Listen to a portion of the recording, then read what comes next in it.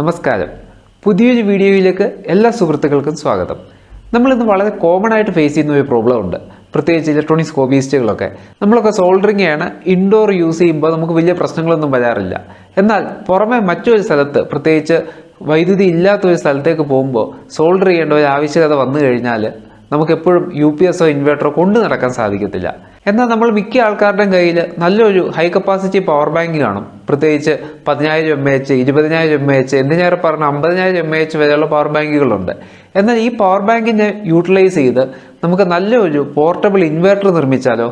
അത് സോൾഡറിങ് ഏണിൻ്റെ കേസിൽ മാത്രമല്ല, നമുക്ക് ഔട്ട്ഡോർ യാത്രയൊക്കെ പോകുമ്പോഴും മിക്കപ്പോഴും ആവശ്യം വരുന്ന ഒരു കാര്യമാണ് 230 volt AC. അപ്പോൾ ഇത് കൊണ്ടു നടക്കാനുള്ള ബുദ്ധിമുട്ട് കൊണ്ടും, അല്ലെങ്കിൽ നമുക്കിങ്ങനൊരു സിസ്റ്റം നമ്മൾ മേടിക്കാനുള്ള വളരെ ഉയർന്ന കോസ്റ്റ് കൊണ്ട് നമ്മളത് ഒഴിവാക്കുകയാണ് ചെയ്യാറ്. അല്ലെങ്കിൽ കാർ ഇൻവേർട്ടറൊക്കെ മേടിക്കാൻ കിട്ടും, പക്ഷേ അതൊക്കെ നമുക്ക് ക്യാമ്പ് ചെയ്യുന്ന സ്ഥലത്തേക്കൊക്കെ വലിച്ചു നീട്ടി കൊണ്ടുപോകുക എന്നുള്ളത് പ്രായോഗികമായിട്ടും ബുദ്ധിമുട്ടുള്ള കാര്യമാണ്. അപ്പോൾ ഈ ഒരു സാഹചര്യത്തിൽ നമുക്ക് ഏറ്റവും നല്ലൊരു സൊല്യൂഷൻ എന്ന് പറഞ്ഞാൽ വളരെ സിമ്പിളായിട്ട് നിർമ്മിക്കാവുന്ന പോർട്ടബിൾ ഇൻവേർട്ടറാണ്. സാധാരണ ഇൻവേർട്ടർ ഡിസൈനൊക്കെ നമുക്കറിയാം, 12 വോൾട്ട് ഹെവി ആയിട്ടുള്ള ബാറ്ററിയാണ് അതിനകത്ത് കാണാൻ സാധിക്കുക. എന്നാൽ ഇതിൽ നിന്നെല്ലാം തികച്ചും വ്യത്യസ്തമായി നമ്മുടെ 5 വോൾട്ട് പവർ ബാങ്കിൽ നിന്നും എങ്ങനെ ഒരു 15 വോൾട്ട് ഉൽപ്പാദിപ്പിക്കാമെന്നും അതുപയോഗിച്ച് നല്ലൊരു ഇൻവേർട്ടർ നിർമ്മിക്കാം, അതിനെക്കുറിച്ചിട്ടുള്ളതാണ് ഈ വീഡിയോ. അതുപോലെ നമുക്ക് ഇതിനകത്ത് ഉപയോഗിച്ചിരിക്കുന്ന കമ്പോണൻസ് എല്ലാം റെഡി ടു അവൈലബിൾ ആയിട്ടുള്ള കമ്പോണൻസ് ആണ്. നിങ്ങൾക്ക് ആർക്ക് വേണമെങ്കിലും ഏതൊരു ഇലക്ട്രോണിക് ഷോപ്പിൽ നിന്നും പർച്ചേസ് ചെയ്ത് ഉപയോഗിക്കാവുന്ന കമ്പോണൻസ് ആണ്. അപ്പം നമുക്ക് ഒരു സംശയം വരാം, ഇപ്പം ഇങ്ങനത്തെ ഇൻവെർട്ടർ മൊഡ്യൂളുകളൊക്കെ റെഡിമെയ്ഡ് ആയിട്ട് മേടിക്കാൻ കിട്ടത്തില്ല, അത് മേടിച്ച് ജസ്റ്റ് ഫിറ്റ് ചെയ്താൽ പോലെ. പക്ഷേ ഒരു കാര്യമുണ്ട്, നമ്മൾ സ്വന്തമായിട്ട് ചെയ്ത് ഡിസൈൻ ചെയ്ത് കസ്റ്റമൈസ് ചെയ്ത് ചെയ്യുമ്പോൾ ഉള്ള ഒരു അഡ്വാൻറ്റേജ് എന്ന് വെച്ചാൽ നമുക്ക് ആ സർക്യൂട്ടിൽ നല്ലൊരു ഗ്രാഹ്യം കിട്ടും. അത് മാത്രമല്ല കേട്ടോ, ഫ്യൂച്ചറിൽ ഈ സർക്യൂട്ടിൽ എന്തെങ്കിലും തരത്തിലുള്ള മോഡിഫിക്കേഷൻ വരുത്തി നമ്മുടേതായിട്ടുള്ള രീതിയിൽ കസ്റ്റമൈസ് ചെയ്യാനും എളുപ്പമാണ്. അപ്പം ഞാൻ എന്തായാലും പറഞ്ഞ് ദീർഘിപ്പിക്കുന്നില്ല, നമുക്ക് നേരെ പരീക്ഷണത്തിലേക്ക് പോവാം.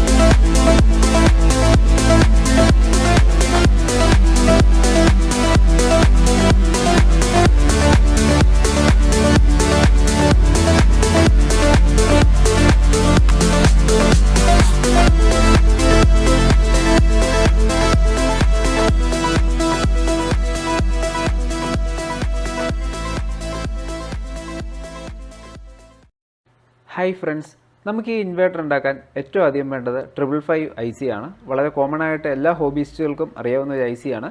അപ്പോൾ ഈ IC എന്ന് വരുന്ന സിഗ്നലിനെ ബൂസ്റ്റ് ചെയ്ത് പവറപ്പ് ചെയ്യാൻ വേണ്ടി IRFZ 540N രണ്ട് മോസ്ഫെറ്റ് യൂസ് ചെയ്യുന്നുണ്ട്. 100 വോൾട്ട് 22 ആംപിയർ വരെ ഇത് മാക്സിമം ഹാൻഡിൽ ചെയ്യും. പിന്നെ നമുക്കിതിനെ ഡ്രൈവ് ചെയ്യിപ്പിക്കാൻ വേണ്ടി BC547 ഒരു ട്രാൻസിസ്റ്റർ യൂസ് ചെയ്യാം. ഇത് ഒരു ഇൻവേർട്ടർ ഫോമിലാണ് വർക്ക് ചെയ്യുന്നത്. പിന്നെ അതുപോലെ റെസിസ്റ്റർ 4.7 കിലോമിൻ്റെ ഒന്ന്, അതുപോലെ തന്നെ 5.6 കിലോമിൻ്റെ റെസിസ്റ്റർ ഒന്ന്, പിന്നെ 1 കിലോമിൻ്റെ റെസിസ്റ്റർ ഒരെണ്ണം. അപ്പോൾ ഇത്രയാണ് പ്രധാനപ്പെട്ട റെസിസ്റ്റേഴ്സ് നമ്മളിവിടെ യൂസ് ചെയ്യുന്നത്. ഇനി നമുക്ക് ഒരു പൊട്ടൻഷ്യോമീറ്റർ ആവശ്യമുണ്ട്, അല്ലെങ്കിൽ പ്രീസെറ്റ് ആണെങ്കിൽ ഉപയോഗിക്കാം, ഫ്രീക്വൻസി അഡ്ജസ്റ്റ് ചെയ്യാനാണ്. പിന്നെ 10 മൈക്രോഫാരഡിൻ്റെ ഇലക്ട്രിക് കപ്പാസിറ്റർ ഒന്ന്, 104 അഥവാ 0.1 ഒന്ന്, അതുപോലെ 0.013 kVയുടെ രണ്ടെണ്ണം, പിന്നെ 0.47 മൈക്രോഫാരഡ് 275 വോൾട്ടിൻ്റെ ഒരെണ്ണം. ഇത് നമുക്ക് അഡീഷണൽ ഫിൽറ്ററിന് വേണ്ടിയാണ്, ഹാർമോണിക്സ് റെഡ്യൂസ് ചെയ്യാൻ. അപ്പോൾ ഇത് പഴയ SMPSനകത്തൊക്കെ കിട്ടും. ഈ ഒരു SMPSൽ തന്നെ നമ്മൾ അഴിച്ചു നോക്കുവാണെങ്കിൽ ഒത്തിരി നമുക്ക് യൂസ്ഫുൾ ആയിട്ടുള്ള കമ്പോണൻസ് ഉണ്ട്. പ്രത്യേകിച്ച് ഇതിനകത്തെ വയറുകൾ നമുക്ക് ഇൻ്റർ കണക്ഷന് വേണ്ടി യൂസ് ചെയ്യാം. അതുപോലെ ഈ കോയിൽ LC ഫിൽറ്ററിനകത്ത് യൂസ് ചെയ്യാം. പിന്നെ ഹീറ്റ് സിങ്ക്, അങ്ങനെ ധാരാളം കമ്പോണൻസ് നമുക്ക് ഇന്ന് എക്സ്ട്രാക്ട് ചെയ്തെടുക്കാവുന്നതേ ഉള്ളൂ. അപ്പോൾ പഴയ SMPS ഒക്കെ ഉണ്ടെങ്കിൽ ഒരിക്കലും കളയണ്ട, നമുക്കിങ്ങനെയുള്ള ആപ്ലിക്കേഷനകത്ത് അത് വളരെയധികം ഉപകരിക്കും. പിന്നെ ഇങ്ങനെ ഒരു SMPS നിങ്ങളുടെ കയ്യിലുണ്ടെങ്കിൽ സെപ്പറേറ്റ് ആയിട്ടുള്ള എൻക്ലോഷറിൻ്റെ ആവശ്യം വരുന്നില്ല. ഇനി നമുക്ക് ട്രാൻസ്ഫോമർ നോക്കുവാണെങ്കിൽ 12.012 2 ആംപിയറിൻ്റെ ട്രാൻസ്ഫോമർ ഒന്ന്. അപ്പോൾ ഇവിടെ നല്ല കോപ്പർ വൈൻഡിങ് ഉള്ള ട്രാൻസ്ഫോമർ തന്നെ സെലക്ട് ചെയ്യാൻ നോക്കുക, അല്ലാന്നുണ്ടെങ്കിൽ ലോസ് കൂടുതലായിരിക്കും, ഹീറ്റ് കണ്ടമാനം ഡിസിപ്പേറ്റ് ചെയ്യും, നമുക്ക് വേണ്ടത്ര എഫിഷ്യൻസി കിട്ടത്തില്ല. പിന്നെ ഓവർലോഡ് പ്രൊട്ടക്ഷനായിട്ട് ഒരു റീസെറ്റബിൾ ഫ്യൂസ് ആവശ്യമുണ്ട്.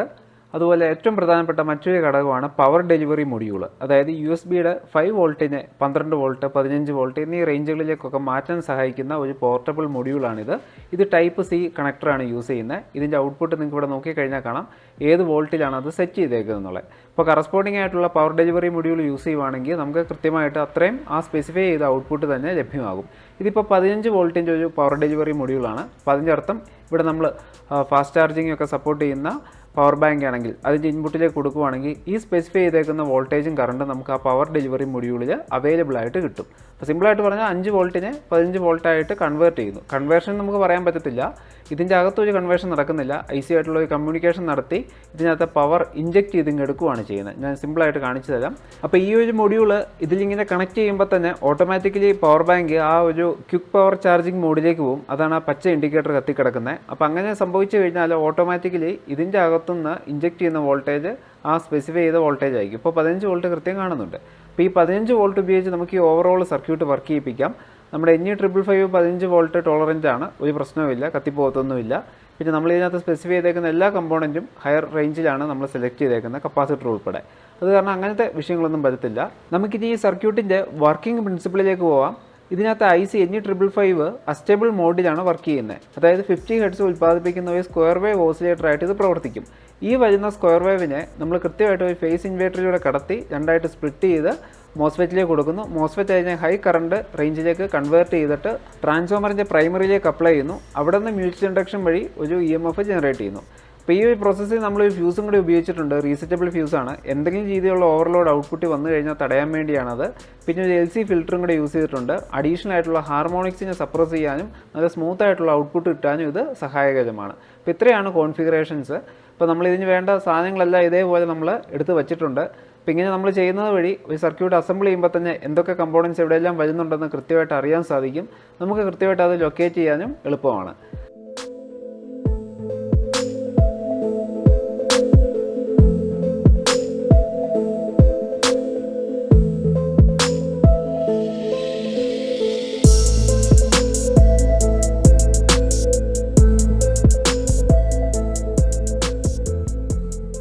ഇനി നമുക്ക് നമ്മുടെ ഈ സർക്യൂട്ട് ഒന്ന് അസംബിൾ ചെയ്യാം. അപ്പോൾ ഇതിനു വേണ്ടി ഞാൻ പവർ ഡെലിവറി മൊഡ്യൂളിൻ്റെ ഔട്ട്പുട്ട് ഒന്ന് സോൾഡർ ചെയ്യുവാണ്.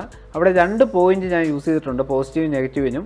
ഒന്ന് നമ്മുടെ ഓസിലേറ്റർ സെക്ഷനും രണ്ടാമത്തെ ഡ്രൈവർ സെക്ഷനും വേണ്ടിയാണ്.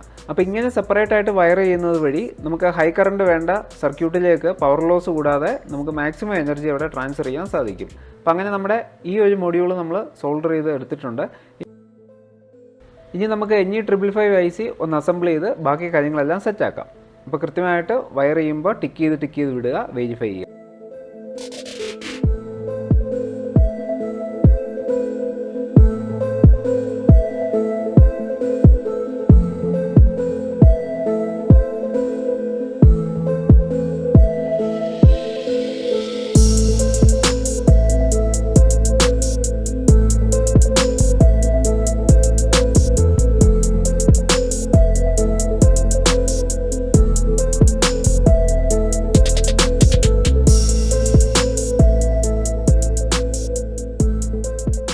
അങ്ങനെ നമ്മുടെ സർക്യൂട്ട് ഡയഗ്രം പ്രകാരം നമ്മൾ 555 ICയും അതിൻ്റെ ഡ്രൈവർ ട്രാൻസിസ്റ്ററെല്ലാം അസംബിൾ ചെയ്തെടുത്തു. അപ്പോൾ ഇതൊന്ന് ടെസ്റ്റ് ചെയ്ത് നോക്കണം. ഞാനിപ്പോൾ ബ്രെഡ് ബോർഡിലാണ് ഒന്ന് താൽക്കാലികമായിട്ട് വെച്ചേക്കുന്നത്. നിങ്ങളിത് സർക്യൂട്ടായിട്ട് ചെയ്യുമ്പോൾ PCB ചെയ്യാം. ഇപ്പോൾ തൽക്കാലം ടെസ്റ്റിംഗ് പർപ്പസിന് മാത്രമായിട്ട് നമ്മുടെ ഈ സർക്യൂട്ട് ഞാൻ സ്പീക്കറെ കൊടുത്ത് അതിൻ്റെ ഓഡിയോ ഒന്ന് ചെക്ക് ചെയ്യുവാണ്. അപ്പോൾ ഇവിടെ നമ്മൾ USB കണക്ട് ചെയ്യുമ്പോൾ തന്നെ ഓട്ടോമാറ്റിക്കലി നമ്മുടെ ക്വിക്ക് ചാർജ് മോഡിലേക്ക് പോകുന്നുണ്ട്. ഇനി നിങ്ങൾക്ക് സ്പീക്കറിൽ കൂടെ അത് കേൾക്കാൻ സാധിക്കും.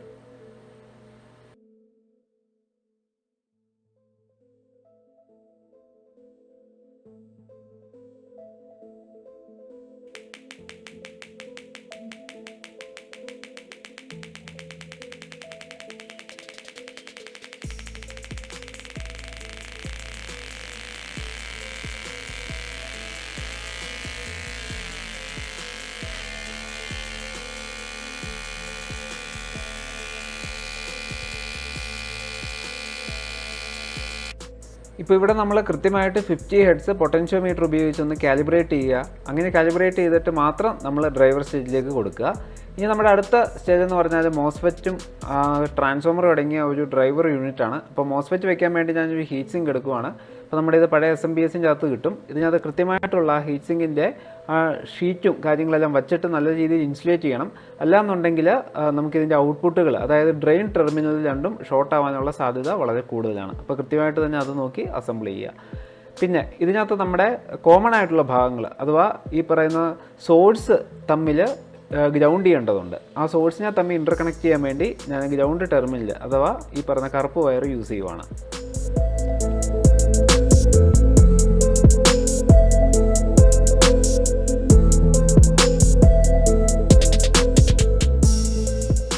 പിന്നെ മോസ്ഫെറ്റിൻ്റെ ഡ്രെയിൻ ടെർമിനലാണ് നമ്മുടെ ട്രാൻസ്ഫോമറിൻ്റെ പ്രൈമറി ടെർമിനൽ കണക്ട് ചെയ്യേണ്ടത്. അത് നമ്മൾ ഇതേ രീതിയിൽ കൃത്യമായിട്ട് തന്നെ കൊടുക്കുക. ഗേറ്റ് ടെർമിനലിൽ നമ്മൾ സിഗ്നലാണ് കൊടുക്കേണ്ടത്. അതായത് ഫസ്റ്റ് ഒരു ഫേസും രണ്ടാമത് അതിൻ്റെ ഓപ്പോസിറ്റ് ഫേസും, അതാണ് റെഡും ബ്ലൂ ഇട്ടേക്കുന്നത്. അപ്പോൾ റെഡും ബ്ലൂ ഇൻപുട്ട്, ഓറഞ്ച് നമ്മുടെ ഔട്ട്പുട്ട്, നമ്മുടെ ഈ പറഞ്ഞ കറുപ്പാണ് കോമൺ. അപ്പോൾ ഇതേ രീതിയിൽ നമ്മളൊന്ന് കോൺഫിഗർ ചെയ്ത് സെറ്റാക്കി എടുക്കുക. പിന്നെ ഔട്ട്പുട്ട് സ്റ്റേജിൽ 2 കപ്പാസിറ്റർ ഉപയോഗിച്ചിട്ടുണ്ട്. ഇത് 10 മൈക്രോഫാരഡ് അല്ല, ക്ഷമിക്കുക, വച്ച് തെറ്റിപ്പോയതാണ്. 0.01 മൈക്രോഫാരഡ് അഥവാ 103ൻ്റെ 3 kVയുടെ ഒരു കപ്പാസിറ്ററാണ് ഇവിടെ യൂസ് ചെയ്തേക്കുന്നത്. അപ്പോൾ ഇത് നമ്മുടെ 2 വൈൻഡിങ്സിലും കൊടുക്കണം.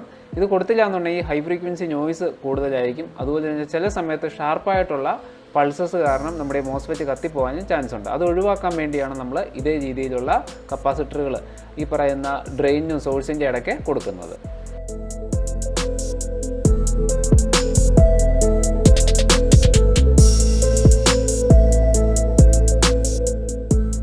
ഇനി നമുക്ക് പവർ ഡെലിവറി മൊഡ്യൂളിൻ്റെ പോസിറ്റീവ് വശം നമ്മുടെ സെൻട്രൽ ടാപ്പുമായിട്ട് കണക്ട് ചെയ്യുക. അതിനുശേഷം നമ്മളൊരു ഫ്യൂസും റീസെറ്റബിൾ ഫ്യൂസും അതിന് സീരീസ് ആയിട്ട് കൊടുക്കുകയാണെങ്കിൽ എന്തെങ്കിലും കാരണവശാൽ ഓവർലോഡ് സംഭവിക്കുകയാണെങ്കിൽ ഈ റീസെറ്റബിൾ ഫ്യൂസ് ഓവർ ഹീറ്റായിട്ട് നമ്മുടെ സർക്യൂട്ടിലേക്കുള്ള കറണ്ട് ഫ്ലോ ഓട്ടോമാറ്റിക്കലി കുറയ്ക്കും. തണുത്ത് കഴിയുമ്പോൾ അത് വീണ്ടും റീസെറ്റ് ആവും.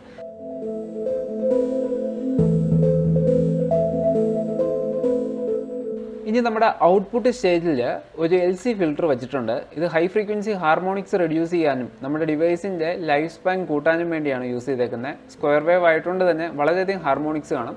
അപ്പോൾ അത് ഒഴിവാക്കാൻ വേണ്ടി ഇതേ രീതിയിൽ ടൊറോയിഡും അതേപോലെ തന്നെ നമ്മളൊരു കപ്പാസിറ്ററും 0.47 മൈക്രോഫാരഡിൻ്റെ കപ്പാസിറ്ററും കൊടുക്കുക. അപ്പം ഇത് കൊടുത്തില്ലെങ്കിലും കുഴപ്പമുണ്ടോ എന്ന് ചോദിച്ചാൽ റെസിസ്റ്റീവ് ലോഡിന് പ്രശ്നം വരത്തില്ല. പക്ഷേ ഇൻഡക്റ്റീവ് ആയിട്ടുള്ള ലോഡിൽ വളരെയധികം നോയ്സ് വരും. അപ്പോൾ ഇത് കൊടുക്കുമ്പോൾ ആ നോയ്സ് വളരെ കുറഞ്ഞു കിട്ടും. ഇനി നമ്മുടെ ഈ പറയുന്ന ആക്സസറീസ് ഒക്കെ കണക്ട് ചെയ്യാൻ വേണ്ടി ഒരു ഡ്രില്ലർ യൂസ് ചെയ്ത് നമ്മൾ കൃത്യമായിട്ട് ഹോൾ ഇടുക. അപ്പോൾ നമുക്ക് ട്രാൻസ്ഫോമറും കണക്ട് ചെയ്യണം, അതുപോലെ ഇൻഡിക്കേറ്ററും കണക്ട് ചെയ്യണം. അപ്പോൾ അതിനുവേണ്ടി ഹോളുകളൊക്കെ ഇട്ട് സംഗതി എല്ലാം റെഡിയാക്കി എടുക്കുക. പിന്നെ ഇനി നമുക്കുള്ള ആ പാടെ transformer, driver unit, LC filter അങ്ങനെയുള്ള കാര്യങ്ങളൊക്കെയാണ്. അപ്പോൾ അതെല്ലാം നമുക്ക് ഈ ബോക്സിലേക്ക് അസംബിൾ ചെയ്ത് സെറ്റാക്കാം.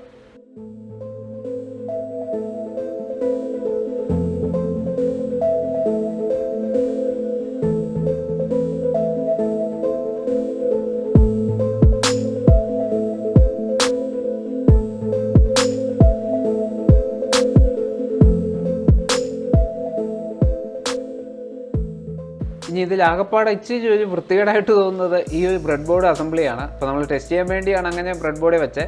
ആ ബ്രെഡ് ബോർഡിലുള്ള സർക്യൂട്ട് ഞാൻ PCBയിലാക്കി ഇതേപോലെ ഒരു ബോക്സിലാക്കി വെച്ചു. കൃത്യമായിട്ട് കാലിബ്രേറ്റ് ചെയ്ത് പ്രീസെറ്റ് വെച്ച് സെറ്റ് ആക്കിയിട്ടുണ്ട്. അങ്ങനെ നമ്മുടെ സർക്യൂട്ടിൻ്റെ അസംബ്ലി എല്ലാം കഴിഞ്ഞു. ഇനി നമുക്കിത് ക്ലോസ് ചെയ്തിട്ട് പ്രവർത്തിപ്പിച്ച് നോക്കേണ്ടതുണ്ട്. അപ്പോൾ കേസ് കൃത്യമായിട്ട് അടയ്ക്കുക.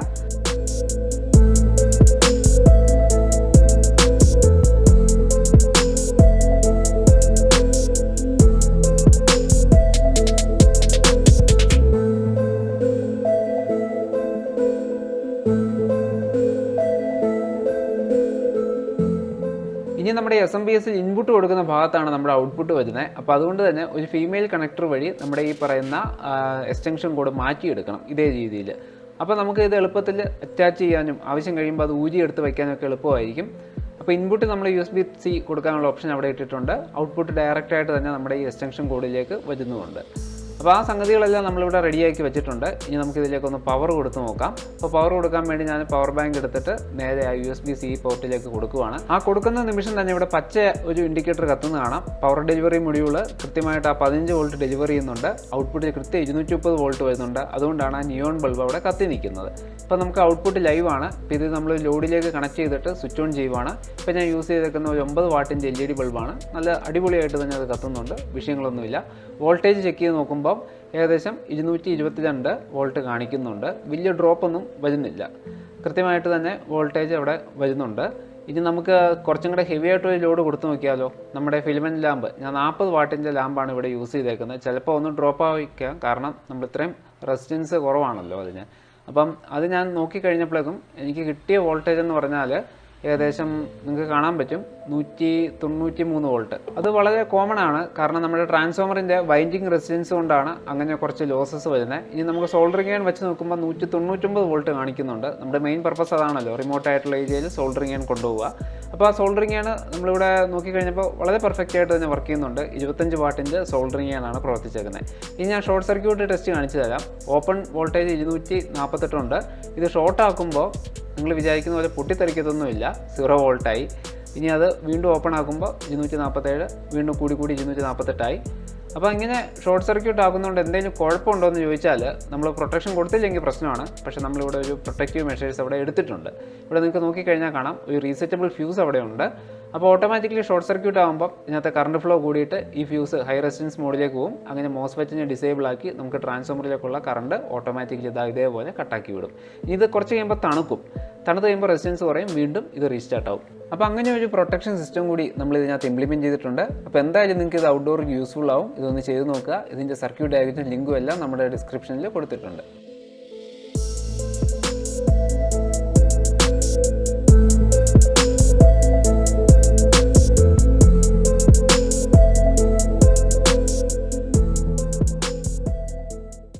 അപ്പോൾ ഫ്രണ്ട്സ്, ഇന്നത്തെ നമ്മുടെ മൈക്രോ ഇൻവേർട്ടർ ഉണ്ടാക്കുന്ന വീഡിയോ നിങ്ങൾക്ക് ഇഷ്ടമായിട്ടുണ്ടെങ്കിൽ തീർച്ചയായിട്ടും വീഡിയോ ഒന്ന് ലൈക്ക് ചെയ്യാനും, ആദ്യമായിട്ട് കാണുന്നെങ്കിൽ ചാനൽ ഒന്ന് സബ്സ്ക്രൈബ് ചെയ്യാനും, അതുപോലെ തന്നെ ഇത്തരം അറിവുകൾ കൂട്ടുകാരിലേക്ക് ഷെയർ ചെയ്യാനും മറക്കണ്ട. അടുത്തൊരു വീഡിയോയിൽ പുതിയൊരു കണ്ടന്റുമായിട്ട് നമുക്ക് വീണ്ടും കണ്ടുമുട്ടാം. അതുവരെ ഗുഡ് ബൈ.